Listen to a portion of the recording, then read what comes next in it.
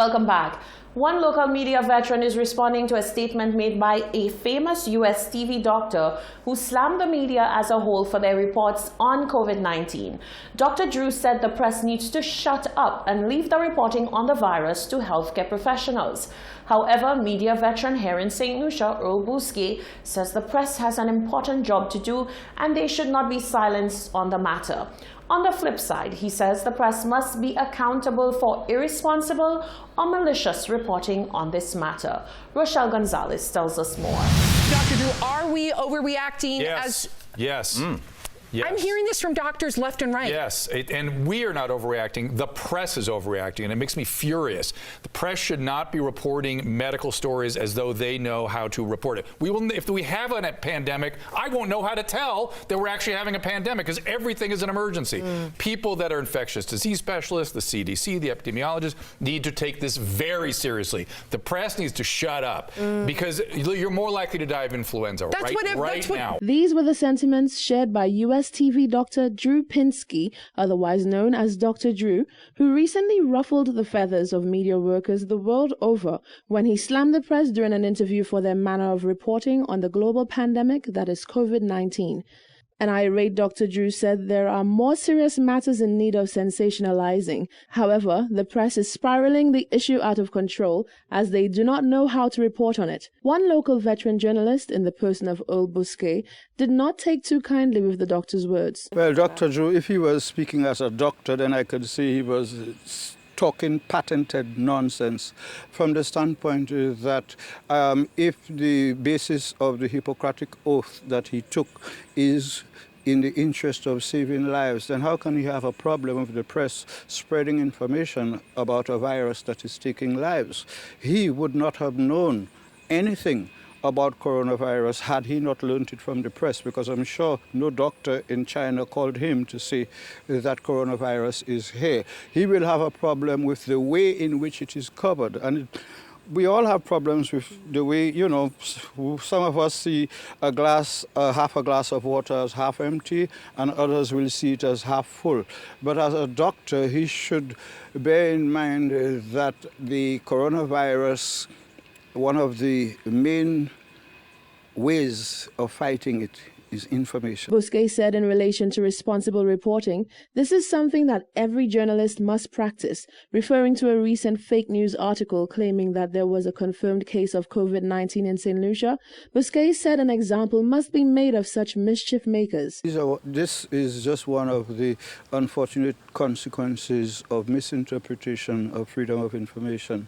And in the same way that you've been able to see that it was done by a crafty person, everybody knows someone did it, and the technology existed to trace who did it. And until such time as we are prepared to do what needs to be done to make examples of people who would go to such an extent in such a situation, under normal circumstances, that would be a crime. And the fact that it is not against the law, it is immoral, irregular, improper, and should be not just exposed, but I personally think that whoever did such a thing should be made to pay somehow or the other, so that he or she can be an example to others that you do not do things like that in the name of freedom of the press. Bousquet said on this occasion he would like to beg to differ with Dr. Drew and encourage the press to continue talking about the virus. Reporting for Hot 7 News, I'm Rochelle Gonzalez. The National Students' Council is calling for the Ministries of Education and Health to rally together to ensure that amidst new coronavirus fears, students of all schools are safe and protected. The Council has also made recommendations to ensure that even during drought conditions, schools have adequate resources for continued good hygiene practices. Genevieve Gonzague reports. Well, the St. Lucia National Students' Council really hopes that the Ministry of Education, along with the Ministry of Health, has provisions in place whereby our students are well aware of what's going on and that they are well able to follow protocols, and that the safety of our students is key for these sectors, and the NSC really wants to ensure that the health and safety of our students remain a priority. While there has been no consultation with the schools and the National Students' Council on the issue of COVID-19, the Council says that is something that is in the works. In the meantime, the Council is advising all students to ensure that they utilize the mass amounts of information available to the public to their benefit. Concerns are being raised that schools should be closed to ensure that the virus does not spread. While Emilian is not outright opposing the idea, she says more must be considered, particularly when it comes to the keeping up with their curriculum. Well, in the event that they have a program in place whereby if these students are sent home for a period of time, that they don't only go home, but that they have stuff to do so that when school reopens, that there is no need to be catching up so much, but that measures are put in place whereby the students have something to do in that period. Emilia made reference to the many relationships that have been fostered between the NSC and teacher coordinators. She says through these relationships, the council is kept abreast with certain issues, particularly water shortage issues. I believe that the schools along with the Ministry of Education should start looking at ways in which they could always have water. I mean, we have tanks, we could have tanks at schools, and so that we know that the students always have a source of water, so that in the event that they need to always wash their hands, that they could do so. Public Relations Officer for the NSC, Danielle Charles, gave a few tips to ensure that students are kept safe. Alcohol-based hand sanitizers work really well, so if there is in the event that there is no water, a student can always use and walk around with the alcohol-based hand sanitizer, and that works just as fine. Children can refrain from touching various surfaces. When they do, they can use wipes, wipe it off, avoid certain areas where a lot of people have come into contact, because you never know what can be happening. The president of the council also took the time to applaud the students' councils at various schools for placing hand sanitizer dispensers for their students' body. Reporting for Hot 7 News, I am Genevieve Gonzalez. The Ministry of Health held a media symposium to discuss COVID-19 and disseminate facts surrounding the virus in a responsible manner.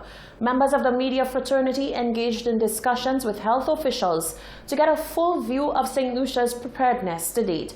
Jacques Wooding attended the seminar and has this report. The Ministry of Health continued in its efforts to ensure the distribution of factual and relevant information on COVID-19 with a media symposium held on Thursday, March 12, 2020. Dubbed the National COVID-19 Seminar, this well-attended event gathered health officials, media houses, and representatives of the communications departments of various ministries, including Education, Commerce, and the Office of the Prime Minister.